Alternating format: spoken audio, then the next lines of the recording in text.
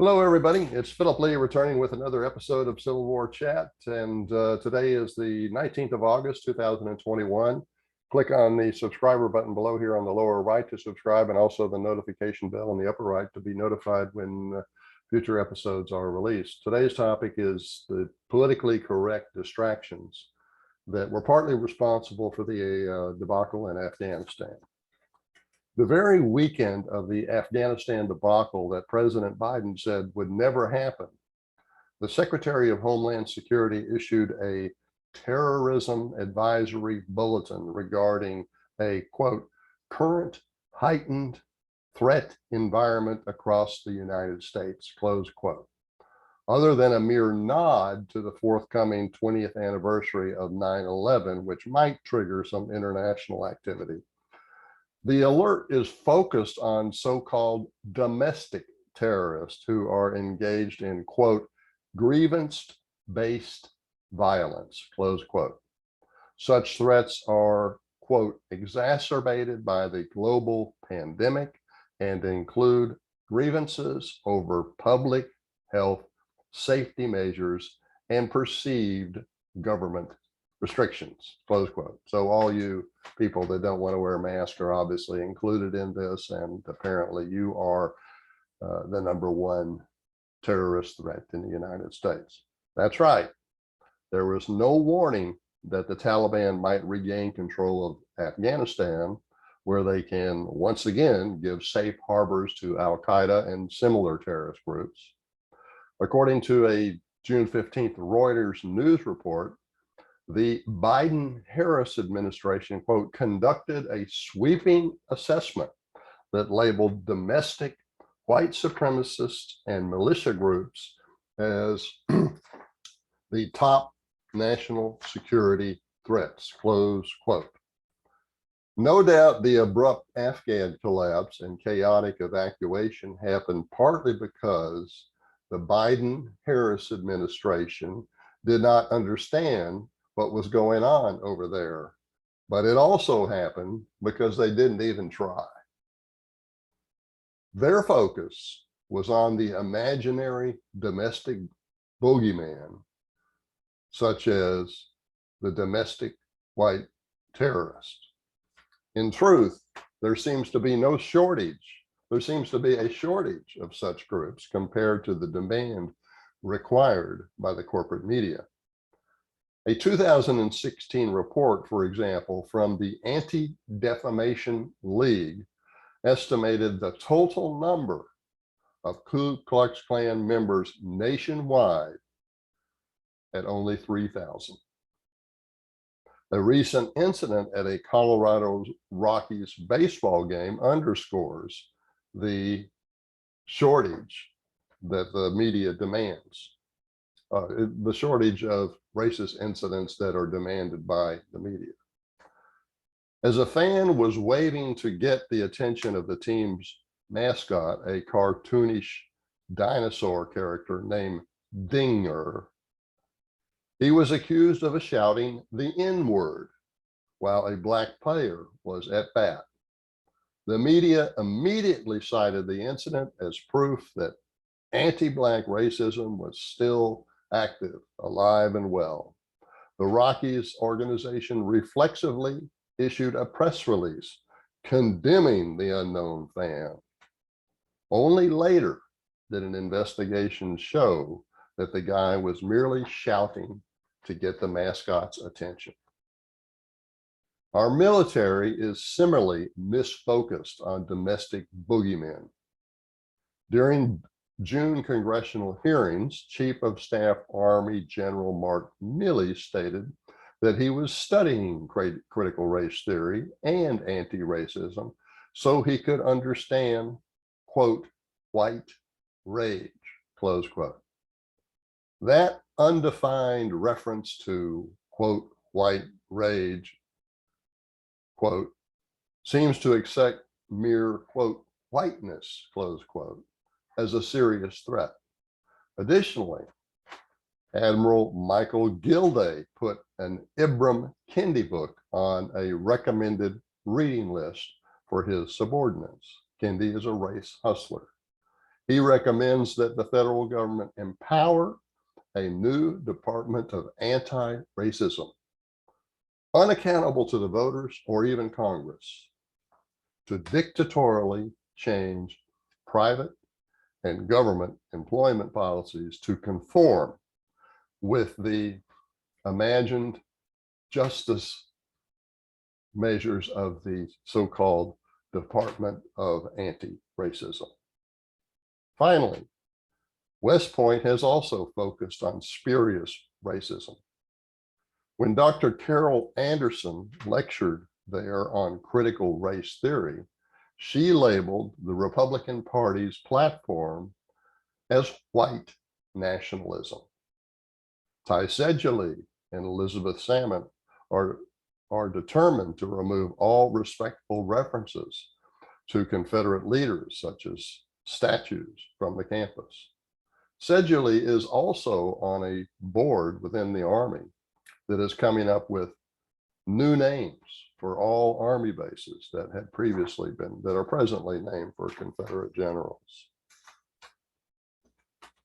Not only are racial shibboleths responsible for shifting the Biden-Harris administration's focus away from Afghanistan, so also are those of gender. In May, the Central Intelligence Agency released a television ad designed to recruit women by pushing all of the politically correct buttons, including an attack on America's so-called patriarchy. Similarly, Governor Cuomo was forced out of office not for any serious sexual assault, but merely for unwanted touching and risque language. His greater crime was causing thousands of deaths in New York nursing homes where he illegally dumped COVID patients. And this now is a mere footnote in the era of Me Too wokeism. The death of thousands of people is a mere footnote to this mere Me Too wokeism that gets a governor kicked out of office for mere touching and risque comments. No rape, no sexual assault as it would have been defined years ago. Finally, notwithstanding that Vice President Kamala Harris was chosen as Biden's running mate by way of affirmative action, she filled all the appropriate intersectional boxes: Black, woman, all that sort of thing. Biden said beforehand he was going to pick a minority candidate to be his vice president. She was clearly an affirmative action choice.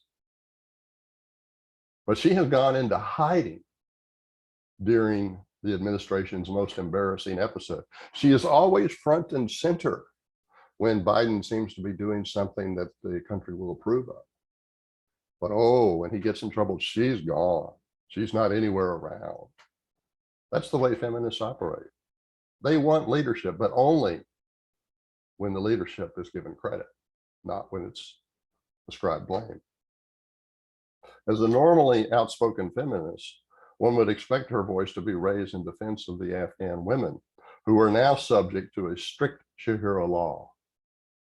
After days of hiding in her Washington bunker, she leaves today, Thursday, the 19th of August, for a Southeast Asia junket at taxpayer expense.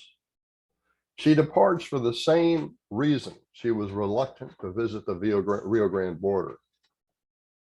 That is to keep her image out of the media when a failure and a debacle in Afghanistan is the topic. Even left-wing financier George Soros is urging that Americans once again focus on serious issues. He evidently even backs now an open democratic society in which the federal government is focused on protecting individual freedoms instead of managing a censorious cancel culture society from the top down.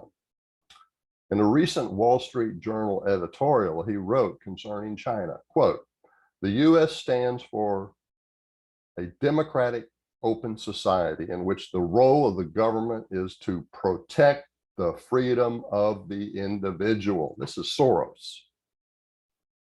Chinese President Xi Jinping believes Mao Zedong invented a superior form of organization, which he is carrying on, a totalitarian closed society in which the individual is subordinated to the one-party state. This is Soros continuing. Relations between China and the US are rapidly deteriorating. This is a serious problem, not a spurious problem, not a false problem, not a politically correct problem. Relations between China and the US are rapidly deteriorating and may lead to war. Mr. Xi has made it clear that he intends to take possession of Taiwan within the next decade. Close quote. George Soros here in his Wall Street Journal editorial. Given the Afghan debacle and Mr. Soros's about face on China, it should be evident that the spurious issues of the politically correct that led to the removal of hundreds of Confederate monuments were nothing more than pernicious distractions. They have divided America and imposed cultural genocide in the South on the false premise that America is systemically racist, that whites are endemically racist, and that $12 trillion of reparations, according to a Duke economist, must be paid to blacks to make amends, despite 50 years of affirmative action and Great Society welfare programs. Given that America elected a black man as president for 2 consecutive terms in 2008 and 2012, notwithstanding that only 13% of our population is black, it's more likely than not that systemic racism allegations are false. They are instead advanced in order to benefit a narcissistic vocal minority. Meanwhile, the reputations of Southern historical figures have been trampled under the feet of social justice mobs that our government has allowed to riot and loot with impunity.